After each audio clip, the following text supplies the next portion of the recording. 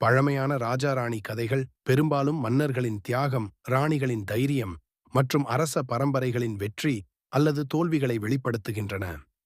கீழே ஒரு முழுமையான ராஜா ராணி கதையை தருகிறேன். தியாகத்தின் திலகம். ஒரு காலத்தில் தண்டக வனத்தில் சூறாவளிகளை வென்றொரு பெரிய பேரரசு இருந்தது.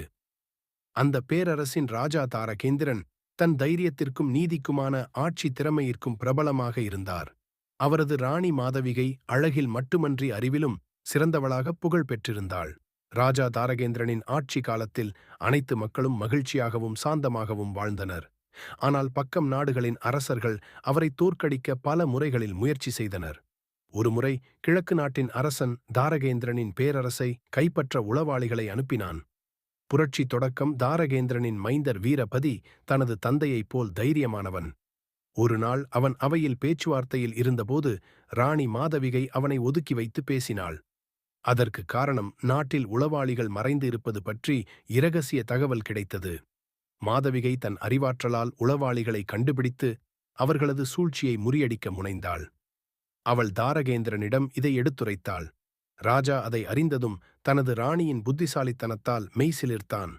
சமரத்தின் நேரம். உளவாளிகள் கொடுத்த தகவலின் அடிப்படையில் கிழக்கு அரசன் ஒரு பெரிய படையுடன் தாரகேந்திரனின் பேரரசை தாக்க முயற்சி செய்தான். தாரகேந்திரன் தனது வீரர்களுடன் போருக்கு சென்றார். மாதவிகை அதன் பின்னணியில் நாட்டு மக்களின் பாதுகாப்பிற்காக போராடினாள். போர் கடுமையாக நடந்தது. தாரகேந்திரன் தனது அறிவார்ந்த போர் திட்டத்தால் வெற்றி பெற்றார். ராணி மாதவிகையும் தைரியத்துடன் நாட்டு மக்களை பாதுகாத்து ஒரு மாபெரும் தலைவியாக உயர்ந்தாள். மக்களின் மன்னர். போருக்குப் பிறகு தாரகேந்திரனும் மாதவிகையும் மக்களால் வணங்கப்பட்டார்கள். அவர்கள் தம் பேரரசை மேலும் வளமாக மாற்ற மக்களை முன்னின்று வழிநடத்தினர். அவர்கள் தம் தியாகத்தால் தமக்கு பிறந்த தலைமுறைக்கும் ஒரு பெருமையை கொடுத்தனர். இந்த கதை ராஜா மற்றும் ராணி இருவரின் ஒற்றுமையும் தியாகமும் மக்களின் நலனில் எப்போதும் இருந்ததை வெளிப்படுத்துகிறது. இனியும் விரிவாக்கம் செய்ய கதையை மேலும் பல உருப்படிகளுடன் புதுமையான திருப்பங்களும் ஆழமான உணர்ச்சிகளும் சேர்க்கலாம். தாரகேந்திரன் தனது சிறுவயதிலேயே யாதவராஜ் என்ற ஆட்சி சகோதரனுடன் நெருங்கிய நண்பராக இருந்தான். யாதவராஜ் அவரது மாமனார் நாட்டின் அரசன். தாரகேந்திரன் மேன்மையானவர் என்பதை அறிந்த பிறகு யாதவராஜ் தனது மகள் மாதவிகையை தாரகேந்திரனுக்கு திருமணம் செய்து வைத்தார். ஆனால் போரின் போது தாரகேந்திரனின் வெற்றிகளை பொறுக்காமல் யாதவராஜின் அமைச்சரான சதுரபதி கிழக்கு அரசனுடன் சதியமைத்தான். அவர்களின் கயமை திட்டம் மூலம் யாதவராஜின் படைகளையும் தாரகேந்திரனுக்கு எதிராக திருப்பிவிட்டனர். விசித்திர சபதம். தாரகேந்திரன் தனது சமர வெற்றிக்குப் பிறகு தனது பேரரசில் பெரிய விழாவை கொண்டாடினார்.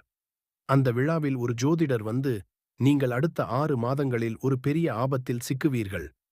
ஆனால் அந்த ஆபத்தை தடுக்க ஒரே வழி உங்களின் மனைவியின் உதவி என்று கூறினார். மாதவிகை தனது கணவனை பாதுகாக்க தன் உயிரையும் விலைக்கு வைத்து அவன் ஆபத்தை தடுக்க விரும்பினாள். இதனால் ராஜாவின் அருகே பாதுகாப்பு ஒழுங்குகள் அதிகரிக்கப்பட்டன.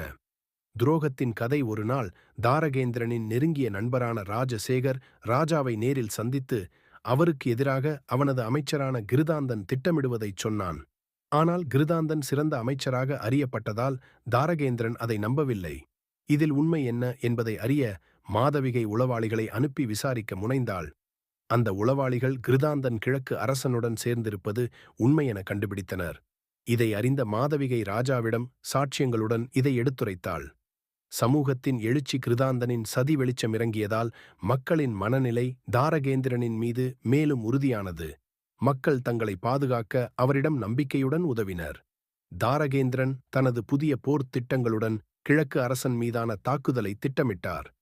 மாதவிகை இந்த போரின் உளவுத் தகவல்களை வழங்கி தாரகேந்திரனின் வெற்றியை உறுதி செய்தாள்.